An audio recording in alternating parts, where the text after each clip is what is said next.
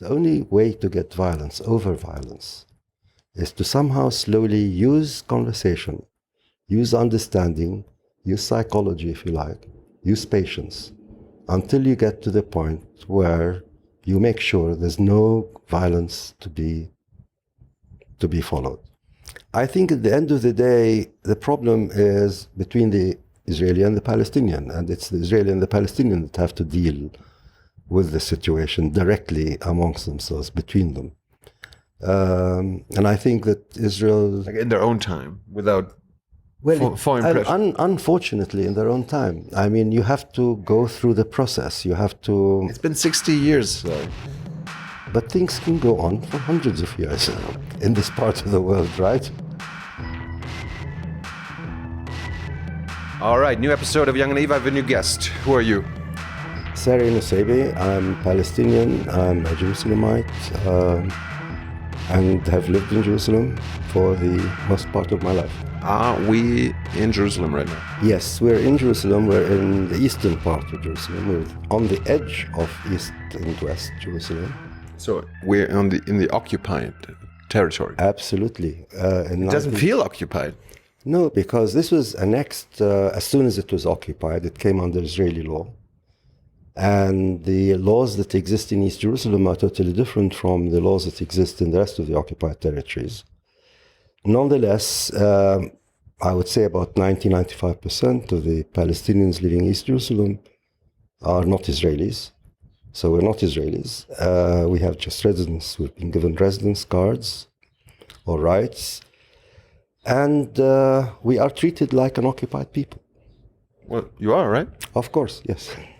How are the laws in East Jerusalem different from the West Bank and Gaza?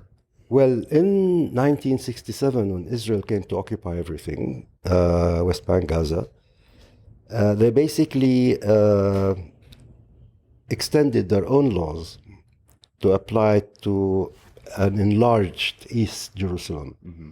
So they enlarged East Jerusalem, the area, till up to about 70 square kilometers, from about 10 or 12, I can't remember exactly. And then they applied Israeli law. Now that means basically that they were the masters of everything that you can do here, including, everything from the small thing to the large thing. And we were just given residence rights. But, if you hear about what they're doing here in terms of squeezing us in small or very small areas for building zones, mm-hmm. What they do when we try to build houses for ourselves, you'll realize that we're basically living under a lot of pressure by a foreign power. So, yes, we're living here. We have some rights as residents. We can travel around. We can go to Tel Aviv, for instance. We can work in Tel Aviv. People in the West Bank cannot cross over at the moment. And we're not subject to the laws or regulations of the Palestinian Authority in Ramallah. So if you, did a crime here, who would be... That's totally unthinkable. Of course. But let's imagine you were a criminal. Who would be responsible for you? The IDF? Is it military law? Yeah, not the military, not the IDF. Although, of course, the IDF is used everywhere, including in Jerusalem. Yeah. But you're basically under the law of the land of the country of Israel, of the state of Israel. So civil law. So civil law, but you can actually be... I was taken once for administrative detention. 3 months. You were in jail for 3 months. That's right. I was let out after 3 months, but that was under something that the British actually had set up during the mandatory period.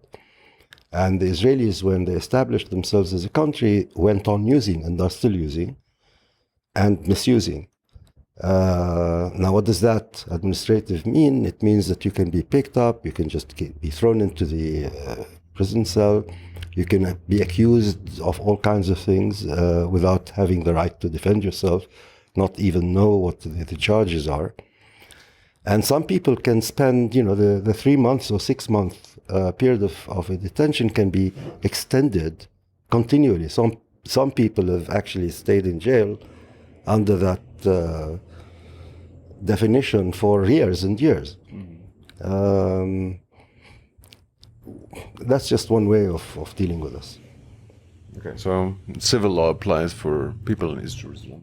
So civil law applies, but when the need arises, you can be picked up and treated as at the whim of the Israeli army or Israeli government.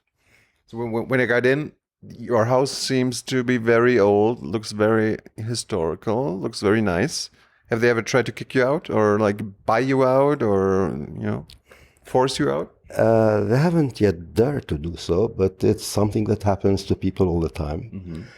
They might have their eyes set on places here or around me. I wouldn't put it past them. But it hasn't happened yet, and I'm here. And I've been here, for many, many years. You feel safe? I don't actually feel safe, to tell you the truth. I feel that we're under constant worry and concern because one never knows exactly what Israel has up its sleeve to do next. That's crazy. Like we went to Jericho last night, and I wanted to have shawarma with my team, and I took them to my favorite shawarma place in the middle of Jericho. We just started dinner, and then the IDF came in with 10 Humvees or something, and they were shooting and probably looking for someone or some people, and they brought a huge surveillance drone, they were shouting, shooting in there, tried to intimidate me because I was trying to film it, and then a soldier pointed at me it said, stop, and then it felt like for 30 minutes life stopped, and there was a sense of terror in the air, and then they vanished. Apparently, I guess they didn't find anyone. And then 1 minute later, life went on. The Palestinians, they were just yeah, all right, it's over, everything is fine. And we were still kind of under shock because this happened for the first time. And it was just so amazing to see people so kind of relaxed and seemingly feeling that this is nothing special. And then we talked to people and they were like, well, this happens every week, at least, or twice a week. And it's unbelievable. But that's the West Bank, that's Jericho. That's the West Bank, but every now and again you have problems here in Jerusalem. Is it demonstrations? Is it confrontations between Jews and Arabs? Is it I don't know what? We have a place across the road from here, which is called Tombs of the Kings. Yeah, it's owned by the French. Well, it's owned by the French, but contested by various Jewish groups, and I think it was a couple of months ago they had major things over there. Before that, we had down there in Sheikh Jarrah in houses, I don't know if you heard, it was last year, I think, 2 years ago. There were again major confrontations between the army and settlers and between the Palestinians and their supporters because of the attempt to take over those houses. So yes, but what can you do? You live, you're worried, you're never sure what's going to happen, but you have to live. And I think, what you saw in Jericho is exactly that. I sometimes try to go to Jericho, for instance, and I'm never sure when I go if there's going to be a roadblock. There was a roadblock yesterday. Yeah. They were looking for someone, I guess. They were searching every car. But they do it every day. It comes and goes. So one day you go and you can go all the way from Jerusalem to Jericho in 30 minutes. Yeah. And one day you get stopped at the roadblock, either going in or coming out, and you can be there for 2 or 3 hours. So it's very uncertain, everything. I sent our videos to some Israeli colleagues, journalists, and they were like, okay, what happened? And I was like, well, can you ask the IDF? Okay, I send you the location, the time, what happened, ask them. And they were like, it's not, they won't answer. They won't comment. Unless someone got shot and you have a picture or something, they won't even come out and say. You have to look into the number of roadblocks. I mean, there are many, many roadblocks. I think maybe over, I don't know how many, but on the way to villages, to towns, to cities, coming in and out throughout the West Bank. So sometimes it just takes, if the roadblock is stationary, there for 24 hours. So it can take, hours and hours and hours for people to cross from one place to another. And sometimes they're not stationary, they come and go, like the one in Jericho. Mm-hmm. And so that also is something, that makes you feel you can't organize your day or your life properly or normally. I mean, you're a philosopher, and my question regarding if you feel safe under occupation was kind of a philosophical question, because, I mean, can you ever feel safe being occupied by No, but because actually, like, the occupied army is supposed to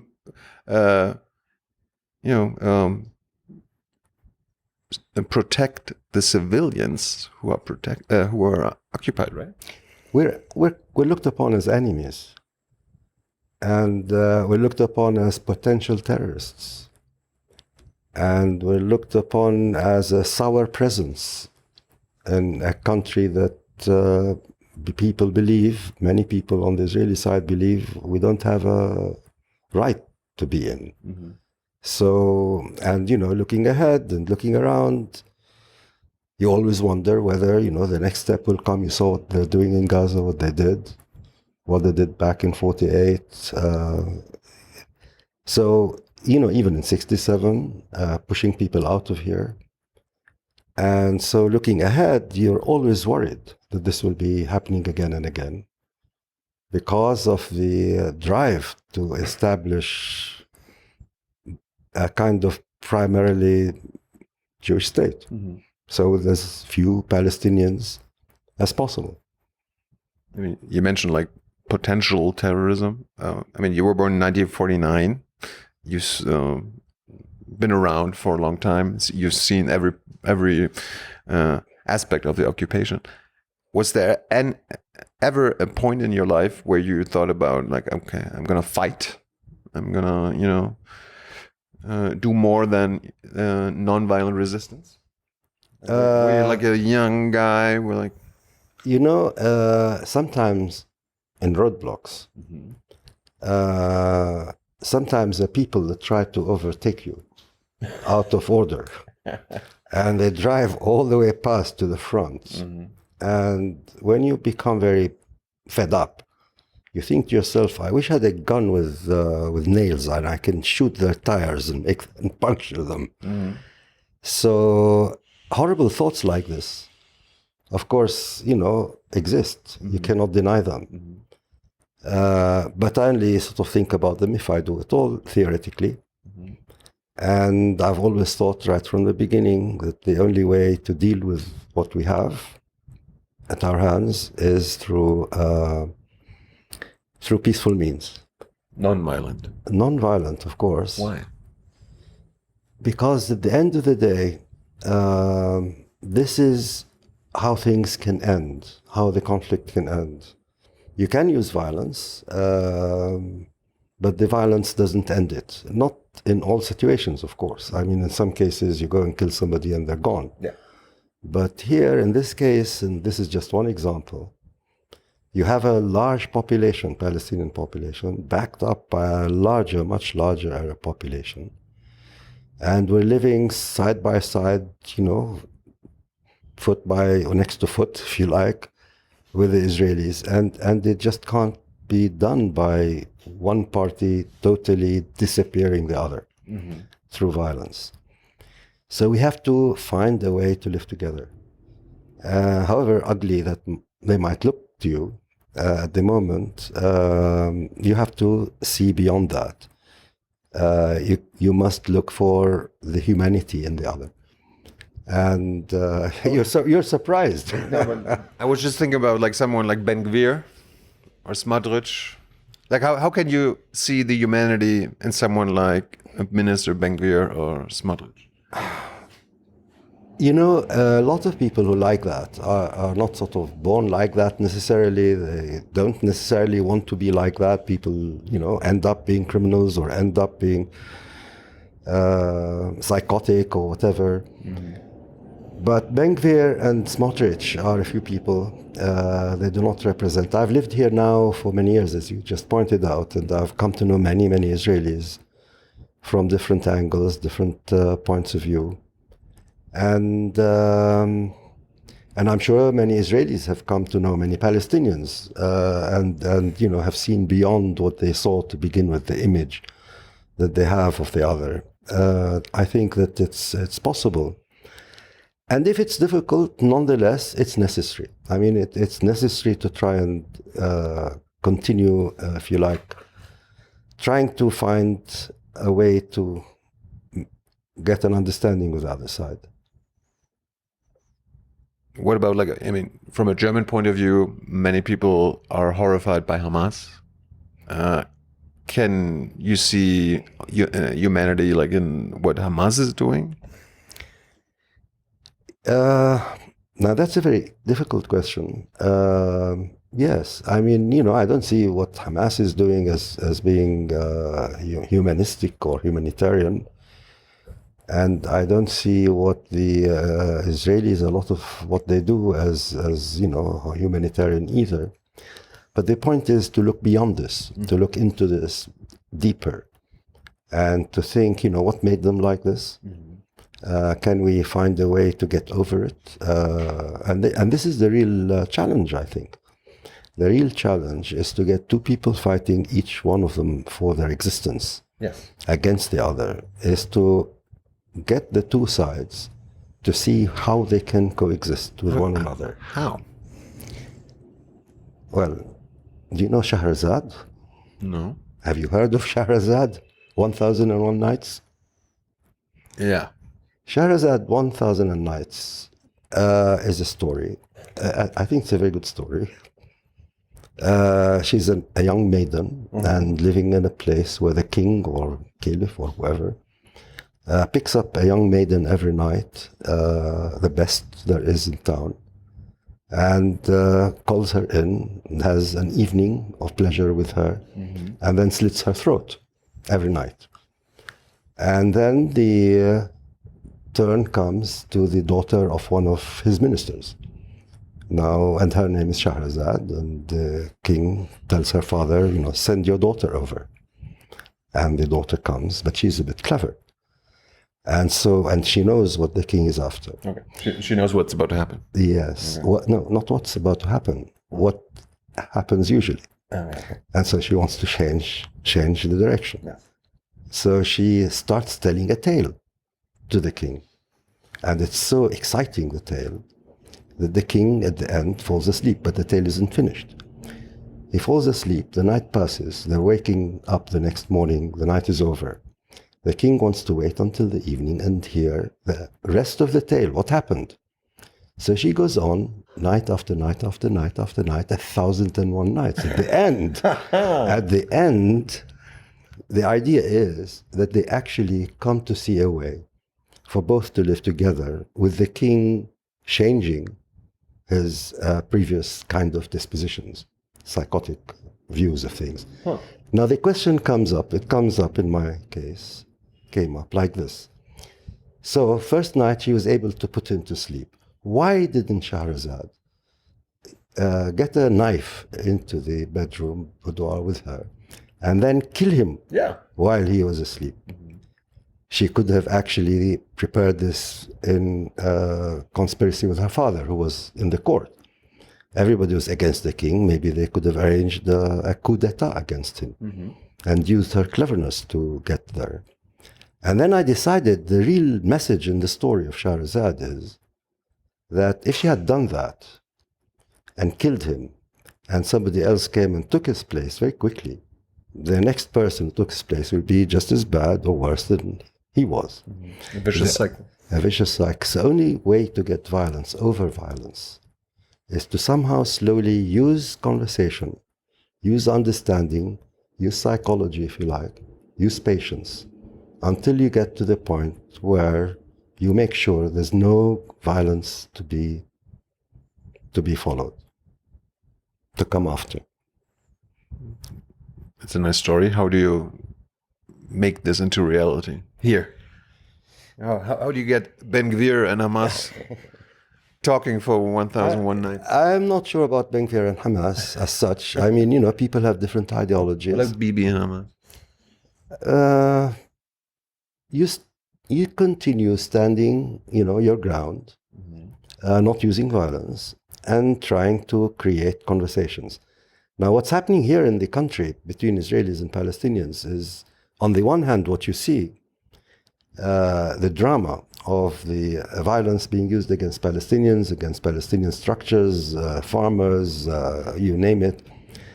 But on the other hand, what you see is Palestinian laborers, for instance, trying to jump over the wall, the wall that they've put up, often getting shot at by Israeli soldiers.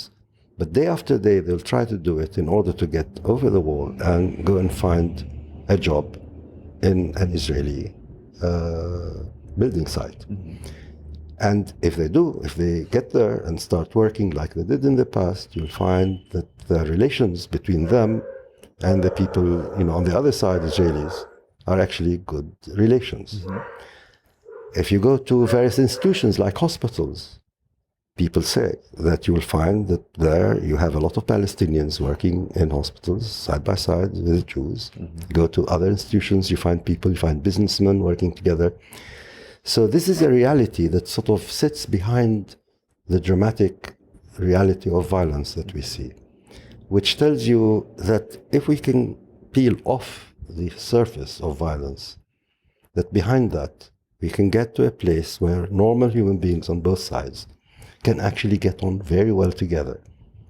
And, if you look at Israelis and you look at Palestinians, many of them, very often you'll find you can't distinguish between them. Not only in their looks, but even in their habits. Like, back to the political level, the political leaders, is it easier for the political leaders to choose violence than talk? Because they want, like in Israel, they want to get re-elected. I mean, political leaders are usually people who want to become leaders or stay leaders. And, violence is a kind of attractive way because they can't do very much else to their people. And so they choose violence. But the average person, I think, like yourself, I mean, are you a violent person? No. I think most people, the average people, are not violent. I'm scared of it. You're scared of violence? Yes. I was scared yesterday. Down in Jericho? Yeah. Well, you should come and stay here for longer periods. And then it's a psychological way of dealing with it. You get used to it. You get used to it. You start sort of knowing how to live in between moments of violence, in between moments of drama. The thing is, you wouldn't choose a life like that. But on the other hand, given the fact that you have a life like this, the thing is, what do you choose to do about it? Do you choose to go and use violence yourself, knowing that it will never end, it will just continue? Not with yourself, maybe with your kids and your grandkids. So do you do that, or do you try and find, and it sounds much more rational to try and find a suitable coexistence. And do you think, or do you mean that, Israelis and Palestinian leaders should decide, okay, let's talk instead of use violence for once? Or is there like a responsibility by the international community, especially like Israeli supporters or supporters of Israel, like Germany, the US? Like, can we force the Israelis or like pressure them into talking? I mean, a lot of Palestinians and Israelis think that this is this is what's needed. That you need Israeli friends, international friends of Israel, to come and pressure Israel. Yeah. I mean, without American help, Israel, their military is fucked. I'm not personally totally convinced by that. By the way, I think at the end of the day, the problem is between the Israeli and the Palestinian, and it's the Israeli and the Palestinian that have to deal with the situation directly amongst themselves, between them. And I think that Israel, like in their own time, without foreign and pressure. unfortunately, in their own time. I mean, you have to go through the process. You have to. It's been 60 years, sorry. But things can go on for hundreds of years in this part of the world, right? Yes. And it's actually, why go in for a quick solution? I mean, you need something, of course, that will maintain as much stability, peace as possible. But at the same time, you should look forward to a time and work towards creating a time when there will be real peace, when both sides will be perfectly happy, satisfied with the kind of peace that they've created for themselves. By the way, if you look back, for instance, at Oslo, the Oslo Agreement, well, that was very strange. I mean, it came after a lot of fighting between the two sides, and Hamas was there, and everybody else and the soldiers were there, and we were hitting at each other and beating each other up.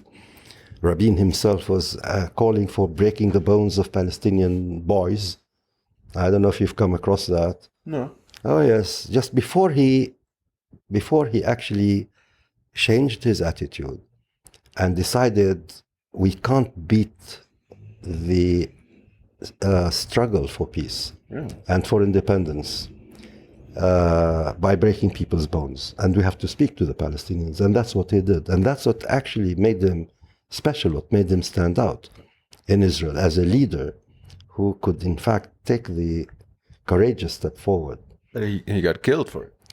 And he got killed, Sadat got killed. Yeah, I mean, some people who get killed are good people. And it's because they're good they're killed. But if you any compromise will be dissatisfying for the radicals on both sides, right? Yes, so but there's always the chance of new violence. Yes, but look, I mean, you had a situation where for how many years since 67 till about 87, 88, that's about 22 years, when there was confrontation only, primarily between Palestinians and Israelis, demonstrations, killings, detentions, imprisonments, you name it. And then at the end of the First Intifada, the first major Intifada in the occupied territories, and this position of Rabin that I should break their bones, then suddenly a whole transformation, a twist. The leaders say we want to make peace, and the people, a critical mass of the people on both sides, say we are with you, and they go forward and they try to make peace. It fails, unfortunately, because they couldn't negotiate the two sides in a way that they didn't use the opportunity given them. But what that shows is that it's possible to transform a situation of violence into one of possible peace building. I mean, you just mentioned the First Intifada at the end of the 80s. You were a leader in it, right? People say that. I was involved, certainly. Non-violently? In my case, yes, non-violently. But the First Intifada was a violent. It wasn't actually. No, it wasn't. I mean, there were people who were trying to make it violent. Okay. There's always this happening, but I was pushing for a non-violent program for basically reaching the situation where we can declare independence, where we can actually start our civil administration by ourselves, even without, and then reach to a negotiation with Israel. That was the program. It consisted of two parts. One part was what I, in mind, had called disengagement from the Israeli system of occupation.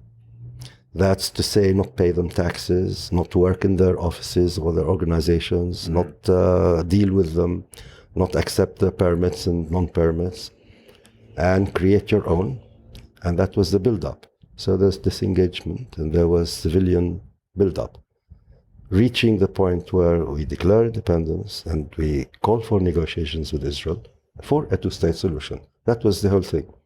And yes, the idea was non-violence. It has to be non-violent, but there are people among Palestinians who wanted violence. Hamas had already also begun forming itself at that point in time, by the way. And there were problems with Hamas at the time between people who wanted this and people who wanted that. But on the whole, I think the majority ruled, and the majority was for peace.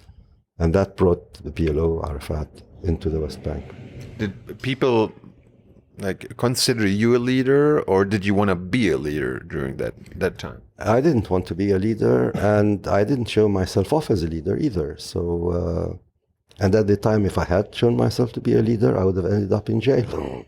Which you did in 1991. But for totally different reasons, because they didn't have the real evidence to use against me in any way. Well, did they tell you eventually, after they let you out after 3 months, what they charged you with? No. You look, I mean, I know what they did, because they came to... In here? No, they didn't. Well, I wasn't here. I was somewhere else. They came, of course, the soldiers came, surrounded the house, picked me up, and took me in the middle of the night. And I wasn't sure what was happening. Of course, I had no idea why they did this. Because by then, at the time, I had actually stopped my active involvement in the First Intifada. But anyway, the reason they picked me up then, they said, was because they heard a telephone call that I made with somebody in the PLO outside, who had the Iraqi ambassador sitting next to him, and he passed him the phone and asked me to talk to this guy. And the guy was asking me, we are for the Palestinians, and how are you? So I was talking to him. But, I am not stupid. I was talking to people left, right, and center on the phone, knowing that everything I said was nothing sort of secret, And but they came and accused me of being an Iraqi spy at the time. Oh. I mean, but that wasn't a proper accusation. It was a public relations kind of thing. First night, they took me into the cell by myself. It was in a civilian compound at that time. Mm-hmm. And I was scared, because I thought, my God, these are rockets, are falling on Israel, and people will associate me with a rocket terrorist. And the first thing that happened to me was a man, a civil criminal, they called, someone who, with a scarred face, probably a drug addict or a drug seller pusher or something like this, I don't know what. And they had a radio, he could have a radio with him, who came up to the cell and looked at me and said to me, do you hear what these bastards are talking about you? At the time, Netanyahu was the representative of Israel at the United Nations. Oh. And Netanyahu was saying, bragging that they'd caught this spying, and, I was one of these guys.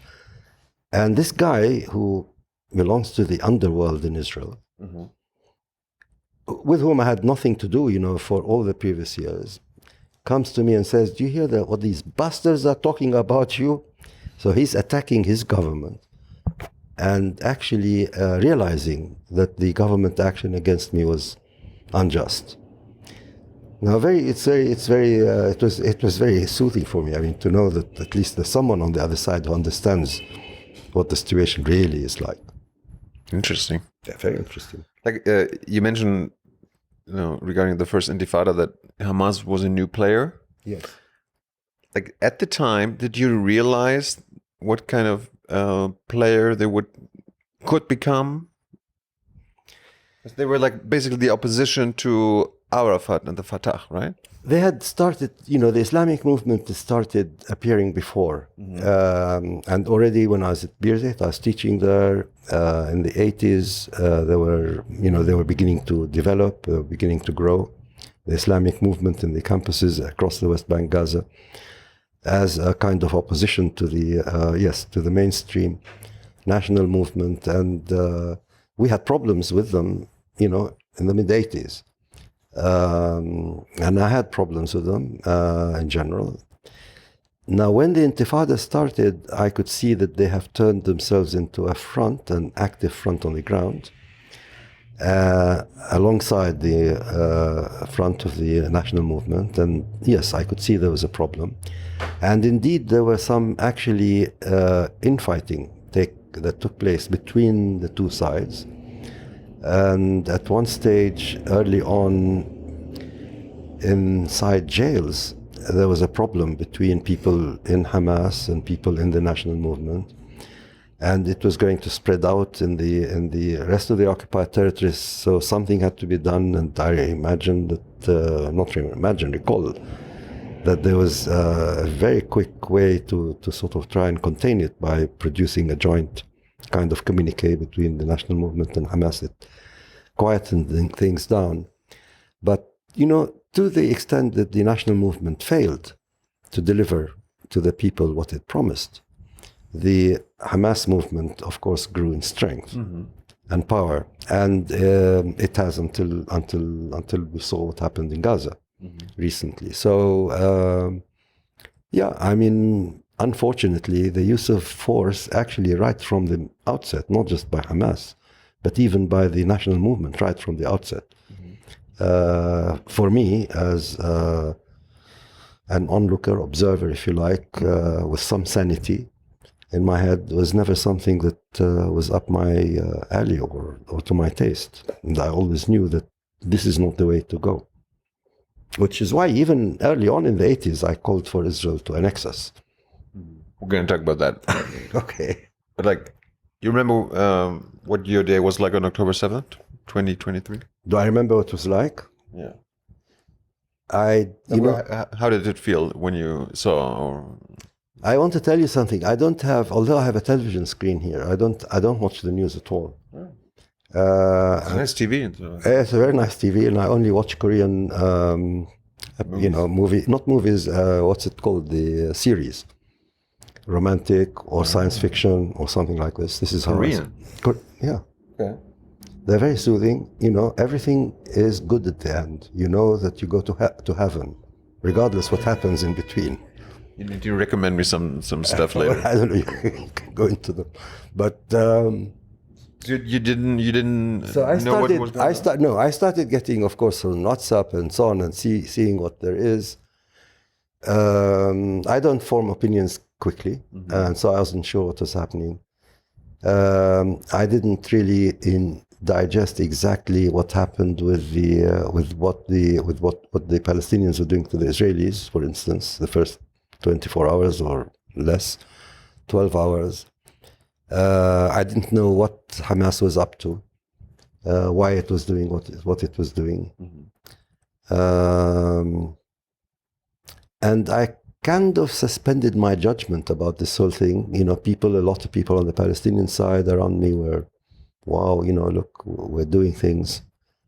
Yes, I could see that Hamas has done something, Palestinian military or violent resistance hadn't done before, but I wasn't sure at all about where it will lead. That's apart from what they did in the first 24 hours, but as a strategy or as a policy, I wasn't really sure. Still, till today, of course, I'm not sure.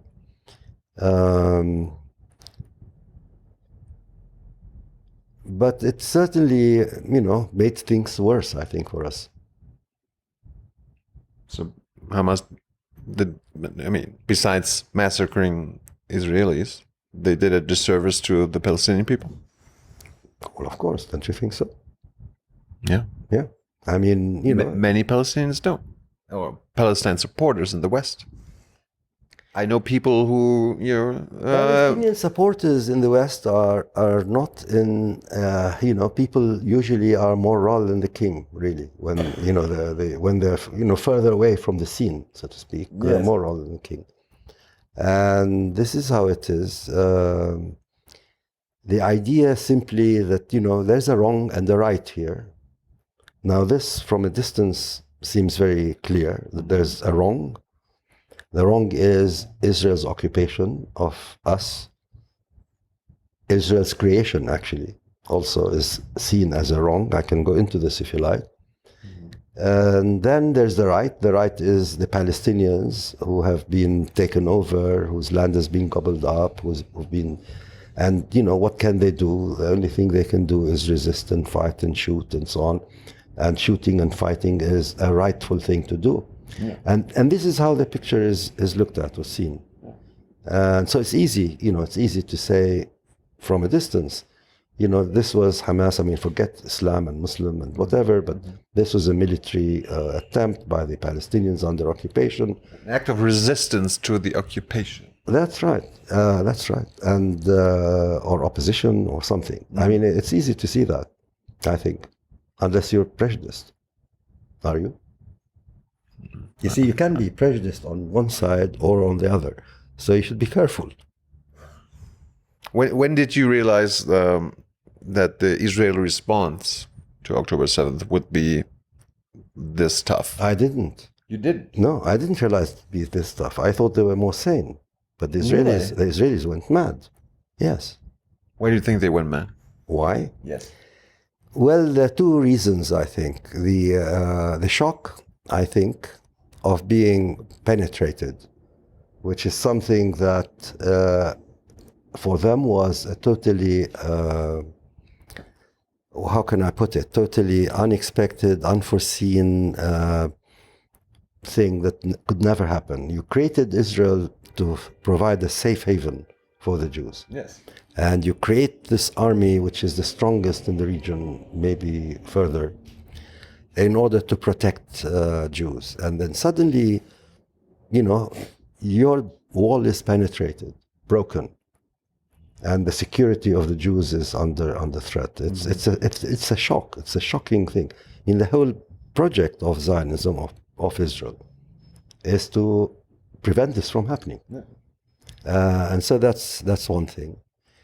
And so the reaction was that of, and then of course the killings, the massacres, as you put it, of the Israelis. I mean, I didn't see, but a lot of them apparently, women maybe raped to begin with. Yes.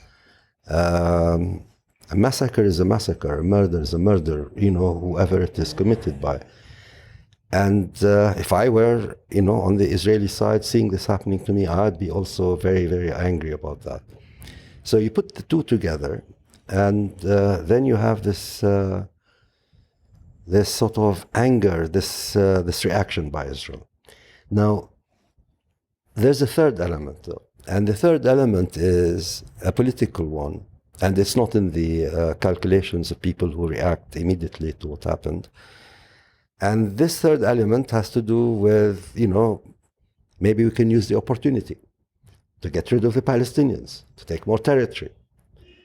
And I think this is what... that's what Smotrich said, right after, right? That's right. And I think that's, certain, I would say certain sectors within the army, within the political echelon, probably thought this to be a good thing. So this was a kind of cynical way of looking at things. I mean, let me put it this way. Let's assume Smotrich said this. So Smotrich really wasn't so much angered or so much really, but he thought it was a good thing to use in order to take more territory. And this is a cynical political kind of thing. So you have all these reactions. At the same time, there wasn't enough, let me put it, not something against what happened, but at least something to present a different point of view on the Palestinian side. There wasn't a sufficiently clear position on the Palestinian side to say, certainly not by the authority, and the authority was in a position actually responsible for standing up and saying exactly what should have been said at the time, which is to denounce the actual attack. Yeah.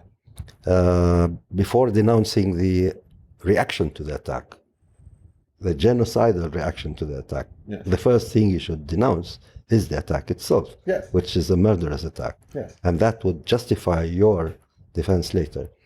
But both sides... To not be hypocritical. Yes, but look, both sides are hypocritical, or were in this case. And those sides need to talk, as we talked about. And both sides, yes, need to settle down because it's more important to try and build a future that is livable than to prove hubris or prove power, to prove you're right or prove, whatever. So talking is the way to go forward. Why do you think it's a genocide in Gaza? Why? Yes. Why is there a genocide? I mean, there are Israeli NGOs calling it a genocide. There's a UN independent commission founding 4 or 5. Forget about legal terms, because that's what people started arguing about, and then it became an academic issue. It became an issue to be discussed in universities, between philosophers of law and human rights. Is this genocide or not? What does it matter? I don't think it matters. I don't care what you call it, actually. But there are certain facts that you have to face. And one fact is that so many people were killed, civilians, clearly in a blood rage, in a murderous, whatever else, in massacres. Right. Clearly there's a political plan behind it, or project, or hope, if you like, which is to empty Gaza of Palestinians. There is the sense that maybe we are next here, in the West Bank and in Jerusalem. And only today I was actually listening to a report about, and by an Israeli, I can't remember his name, about Jordan being next. And, it's a question of time. Like after Lebanon and all that? Sorry. Yeah, because, if the idea is to kick us out, you kick people out from Gaza into Egypt. Egypt is sort of resisting that, and so it's not really happening as you want. Well, you can kick us out in this direction, to the east. Maybe it's possible. And, what the settlers are doing all over the place is just, as everybody says, I mean, not me, obviously a way to try and make us leave. Now, what does genocide mean? It means getting rid of a people. So, however you get rid of them, you can call it genocide, or you can call it what you like. I'm going to add one thing, because Germany is part of the Genocide Convention of 1948.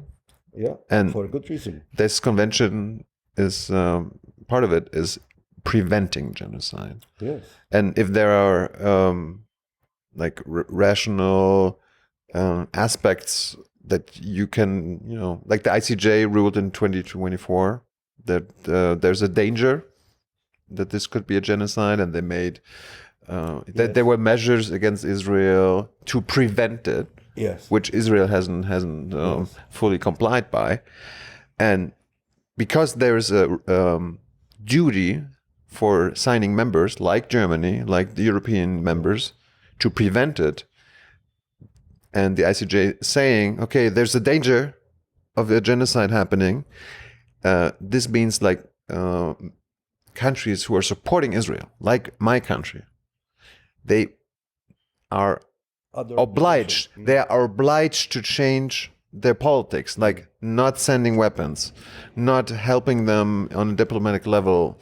So that's why it, in my opinion, the words matter. And I understand your opinion, and I understand your reasons for holding the opinion. As a German, as a German, as a human being, as a person with values, you have to understand my perspective.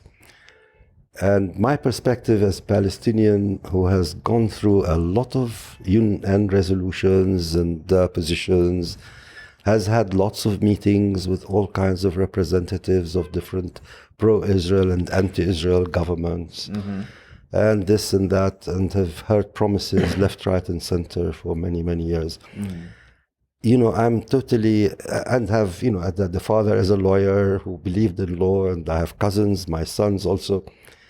I'm totally cynical about everything to do with all these regulations and laws that are written everywhere in Europe and America and elsewhere and in this country.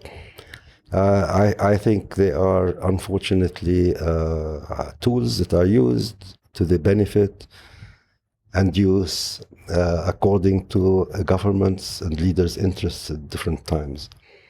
Can be used, can be not used, can be so. And one shouldn't sort of rely on them, which means not that one should stop talking or asking or shouting. Sure. But it means that nonetheless, one should look for one's solutions in one's enemy or with one's enemy. Sure. That's why I think Israelis and Palestinians must actually solve the problem together. But like as a German, I mean, this convention was created after the Holocaust of my forefathers against the Jewish people, and we were raised as in like, okay, never again must the German country, the German state, do this. No genocide ever again. No harm of Jews and Jewish life, and so on and so on.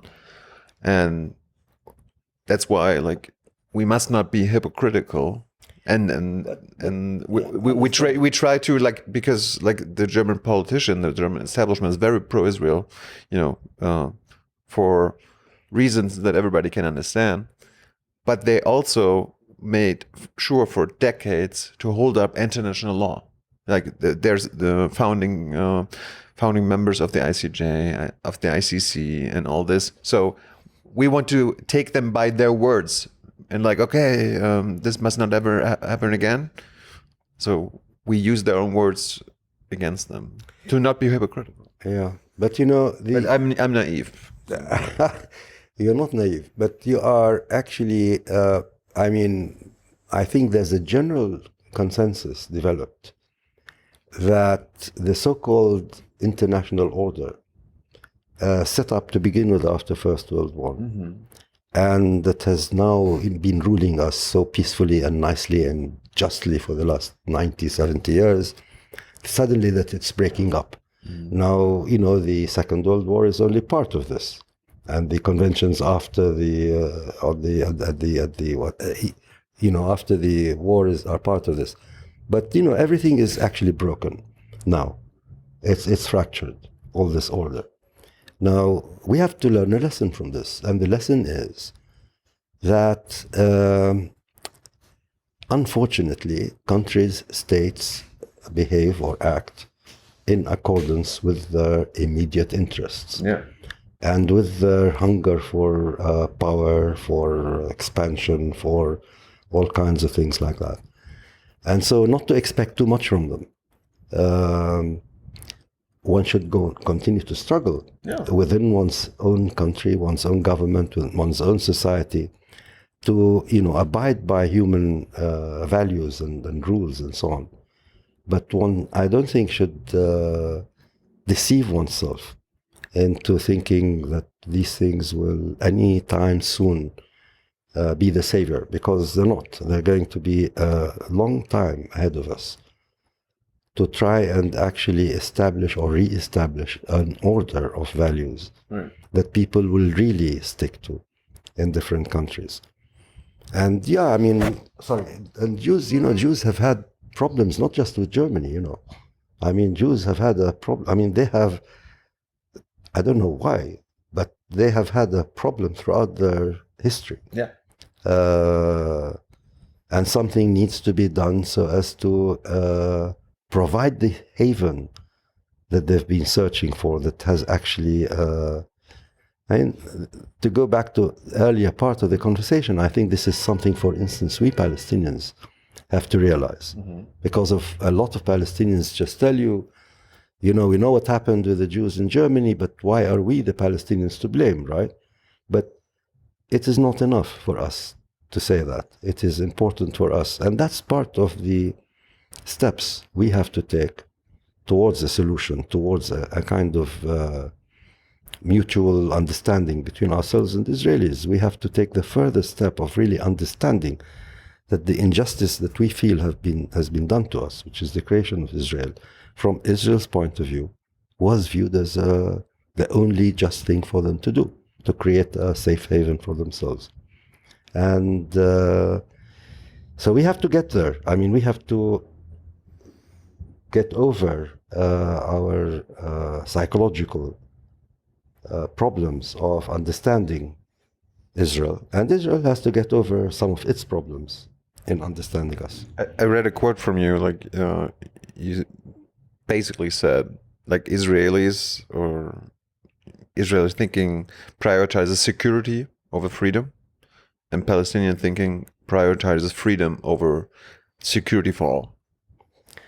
Well, this is the description of how things have going. I mean, the Israelis, for them, you have to have the wall, the army, the so on, and as a result of getting all of that and being happy and satisfied with it, they think, then we can take the next step and make peace with the Palestinians. The Palestinians feel, we are under a lot of what they call their security, but under their boots. We want to get rid of the boots, want to breathe our lives freely, and once we do, we can then build peace with the Israelis. This is how it is, and it will never work.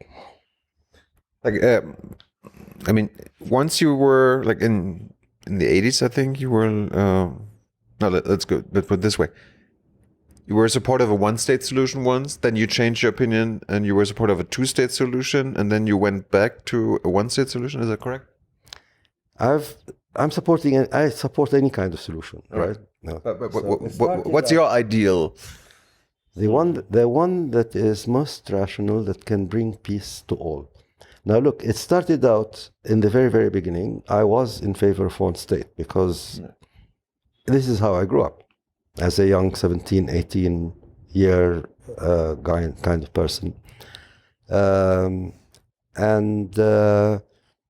I looked at Israel as everybody else at that age. A lot of people this age today look at it as a colonialist, whatever, and imperialist design or project, and that is wrong and so on. So I thought we have to dismantle the structure of the state and create a state in which all people in it are equal, Jews, non-Jews, Muslims, Christians, whatever. And so in 1967, when Israel took over the West Bank and won in the army, and a lot of Palestinians were unhappy, I felt happy, because suddenly there was no wall back of the house here, literally. And, I could go into what I was brought up to believe was an essential part of my country. And I thought, well, the wall now is broken. We can now really live in one country. And so we should work towards that end. And then when I started teaching here, I looked around, I saw the students, people really didn't want anything to do with Israel, and they wanted to be free and rid of the occupation. So what did they want? They wanted a state. So I said, okay, I will go along with having a state. Makes maybe sense to have a state next to a state, if the Israelis will accept such a state, and I worked for that. And then I saw that actually that whole plan doesn't seem to be realistic, and it's falling by the wayside for different reasons, until we got us to this point. In the meantime, I said the different ways of doing things, even now. So at one stage, I suggested, for instance, that Israel just provide everybody in the West Bank, Gaza, under occupation with civil rights, the rights that I have in Jerusalem. So, push off one state, push off two states. Let's just begin with a system where people have just basic civil rights. And down the line, it can be decided, once the situation is better, people want to go into two states or one state as they like. And, I still have that in my mind. I'm happy to go in any direction. I remember, the first time we were here, 2014, and I went to the West Bank, I talked to a Palestinian businessman, Sam Bahour. I know him, yeah. And he gave me a new idea that I hadn't had before. I don't know if he still holds it, but it was basically Palestinian leaders need to drop the idea of a state of Palestine and start demanding civil rights. Turn this entire issue into a civil rights movement. Yeah. Bow down to Israel. Be like, okay, everything is Israel. But he was By civil rights, he means also political rights, or just civil? Yes. Just political rights. Same rights. Same rights. I've been doing that since the 70s, whatever. Yeah. But the Palestinian leaders and many people, they want still a state. But he said it's not the same. It's not quite, that. Yeah. It's a bit more difficult. The idea of two states is an intellectual project created consciously, not popular to begin with among Palestinians, that had to be drummed into people's minds over years for them to start saying Palestinian state next to Israel. They were not born as two-staters, the Palestinians. The first person who ever said two states actually had the national movement send somebody to blow up the car that he had or the house that he had. And it was, it was a long process in the 80s, late 70s. I mean, I remember it, of trying to convince people, Palestinians, no, let's go for two states, that's enough for us. Like, as a naive guy, when I was younger, I always thought, how would this even work? I mean, there's the West Bank, East Jerusalem, and then on the other side of Israel, then there's Gaza. Like, how can you have like a state, like a Palestinian state that consists of different territories that are not connected? What does connection mean? I mean, it's all kinds of things. I mean, you have many examples, political examples, actually, of states, especially in Eastern Europe now, which are not properly connected. But look, a lot of stuff was done, a lot of work was done. I was involved in some of the work to establish, during the 80s, 90s, to establish the conception of a two-state solution. And a lot of details were worked out between Israelis and Palestinians, not only at the negotiating level, but also in the back rooms with technicians on both sides.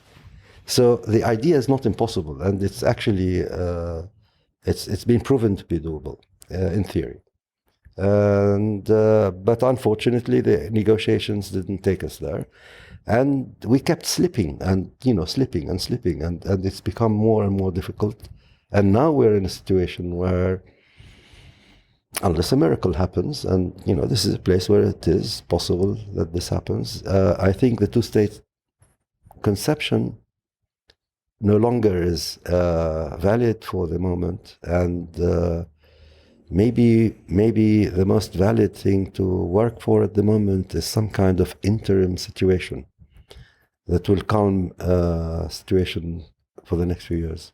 What part does the PA play? Abbas, I mean, he's freaking old. There haven't been any elections lately. Like, what about those leaders and their? I mean, they are for their own state and all this. Maybe there needs to be a change. I mean, I remember Bahur telling me, like, all right, Abbas needs to die. Like, once he's dead, then we can have a new kind of like movement within. I don't know. I mean, I think that the same. A lot of people will say this about Netanyahu. You need him to die or somehow lose, and then things will happen. I doubt that, actually. Well, so do I. And I think you shouldn't trust this thought that Abbas might die tomorrow or soon. He's got a long life ahead of him. Are you friends? No, I don't even interact with him. He doesn't like me. Why? I've never. We had a fallout on the question of negotiations between Israel and him, and especially to do with refugees. Yeah. And it was a time when I was actually closely associated with, and I was going to attend meetings, and I was talking about refugees that we had to. It was with Iron Plan, that the refugees do not go into Israel. You co-founded the People's Voice along with People's Voice, yes, and so people were sort of complaining, and then one day Abu Mazen comes into the meeting, and he says to Arafat, I want to add, you ask, Arafat asks people, do you have to add anything to the agenda? And Abu Mazen says, well, I'd like to say what? Sari's comments. And so Arafat, okay, adds Sari's comments. Time comes, Abu Mazen starts, to begin with, giving me a sort of soft talk that I shouldn't be saying what I'm saying or announcing what I'm announcing. And so just as softly I respond and continue. And slowly he sort of moves up his tone. And in the end he says, I'm not just conversing or discussing or negotiating with you. I'm ordering you to do such and such, to stop making the kind of statements that you make. And I told him, I'm very sorry, but I don't work for you. And I said, I work for the guy next to you. I pointed at Arafat. And that sort of really made him angry. And Arafat, of course, didn't back him up. And so he associates me with a kind of the sort of Fatah fallen, I don't know what you call them, people with Arafat or pro-Arafat. So I've never really had a good relationship with them. Before that, I used to, when they were in Tunis, I respected them actually. So, and I was hoping, I had a lot of hope in him. Is he a good leader like Arafat? No. Or was Arafat a better leader? Well, was he a good leader at all? Both of them. He's a good sort of Stalinist leader, if you see what I mean. I mean, he's good at machinations, conspiracies, gearing things up. But he doesn't have the charisma that Arafat had. He can't get people behind him the way Arafat could have. People don't actually, they don't see him as being part of them, I think. He's not connected. Because he's a Stalinist, he knows how to get rid of his rivals? He gets rid of his rivals, yes. But also that's why you didn't stay close, huh? I stayed away and I'm happy here where I am, away from him. Yes. Even Palestinian, the Palestinian diaspora in the West or in other parts of the world, and Palestinian here, they want the right to return whenever there's a solution, one state, whatever.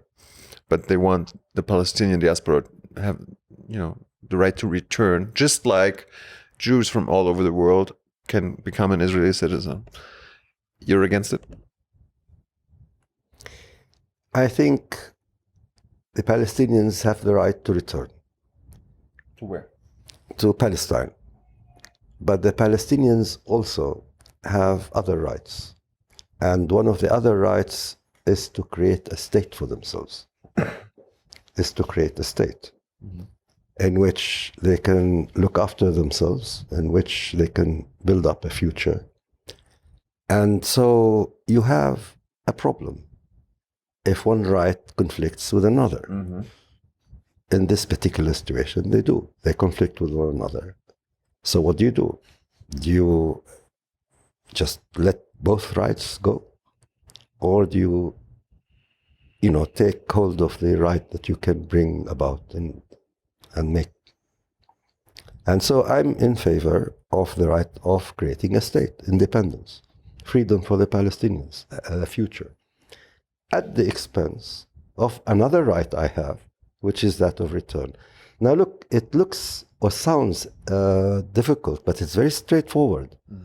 I have a right to go here, and I have a right to go there. But very often, these rights are mutually exclusive. If I actually exercise my right to go here, I sort of forego the ability of executing my right to go there. And it's understandable. There's no problem. And we have to understand it. And it's something I've tried, actually, in the past to explain. Because it isn't just enough to tell Palestinians who want to return that I have the right to return. No, you don't have the right. It doesn't make any sense. And it isn't enough to say, forget it. and it's not enough to hide anything from them. And this is my problem with, at the time, with Abu Mazen and with the leadership, because I was saying to them, look, we have been negotiating with the Israelis, knowing fully well that we're not going to be pushing for the right of return. This is early on in Oslo, right? Because a lot of committees were set up. One of them was about refugees. And I was in a position to know what the discussions were taking place between this side and that side. And I knew that there wasn't going to be a push for returning the refugees. So why don't you tell the people what you are doing? This is the problem. It's unpopular. But you have to face it. If you are a leader, you have to convince. You can't be led, you have to lead. Yes. And look, I'll tell you a story. In the time, it was, I think, it was the previous time I was making those statements, whenever it was, 2002, 2004, I can't remember. And some people from one of the refugee camps near Bethlehem called me up, said, Sari, we want to have a talk with you. And about your comments or observations or declarations. So, okay, so I went to a meeting. I was asked to attend the meeting. There were about 20, 30 people or activists at the time, all still armed. And I was there, of course, I was terrified, scared. But as, we said earlier, to be scared is part of living normal life. Yeah. But I knew that if I didn't go, I would not be able to sleep that night. So I went, and we had a long 3-hour, I think, shouting match with me trying to explain things rationally and politically, and telling people what we wanted, what I think is best for all of us, for them. So at the end, 2 or 3 of the people who had invited me walked up to me and said, look, Sari, we want to tell you 3 things. First thing is, we haven't bought a single argument that you gave us tonight. We don't agree with anything you say. Second thing we want to tell you is not only this, we are disgusted. We feel disgusted when we hear you making those declarations. But the third thing they said, in my face, they said, the third thing we want to tell you is, nonetheless, we respect you for telling us exactly what you think and what we know people behind you think. And what they needed to hear. And they needed to hear it. And you need to be able, this is a time when leaders have to face their populations, on both sides, of course, and tell them exactly what needs to be done. We need to do this again at some point. We will, we always come back. But 2 quick questions at the end. We talked about your house, and before we started, you told me a little bit about your parents, because all the pictures here. Is it true that your family has a long history. Centuries of history? Look, I'm not a historian, but my family members, some of them, claim that we have a long history. What do they claim? Well, you should read the book my daughter wrote, called By the Name of the Woman from whom we claim descent, a woman who lived at the time of the Prophet and fought alongside him. Right. Prophet Muhammad? That's him. Okay. And so we are supposed to have descended from her, coming to Jerusalem at that time, when they came, the people from there to Jerusalem, and we've held offices in Jerusalem in different, from that time. And so we're supposed to be a very, very old family. Do you believe it? To the extent one likes to hear and likes fairy tales and so on. I'm not a historian. I mean, it may be true. I have no idea. But we talked about a fairy tale earlier. Absolutely, exactly. I'm not sure. Does it matter to you? It doesn't. I like, and I encourage my family members to think like I do, which is build for tomorrow, your present and your tomorrow. And, the past is past, whether it's good or bad. We didn't get a chance to talk about your philosophy. As a philosopher, How would you describe your philosophy? Because I can imagine you haven't only thought about Palestine and Israel and all this. What kind of philosophical thinking have you been doing the last 40 years? What school of thought are you part of? I don't have a school of thought. I believe that look, I believe the other day I was in a book launch for one of my books about philosophy in Arabic. I was in Bethlehem, in Tantur actually. And, and there I told people that one of the things that I believe is that everyone has a little philosopher inside of us. Yeah. And the philosopher is just a person that thinks. And so philosophizing is thinking.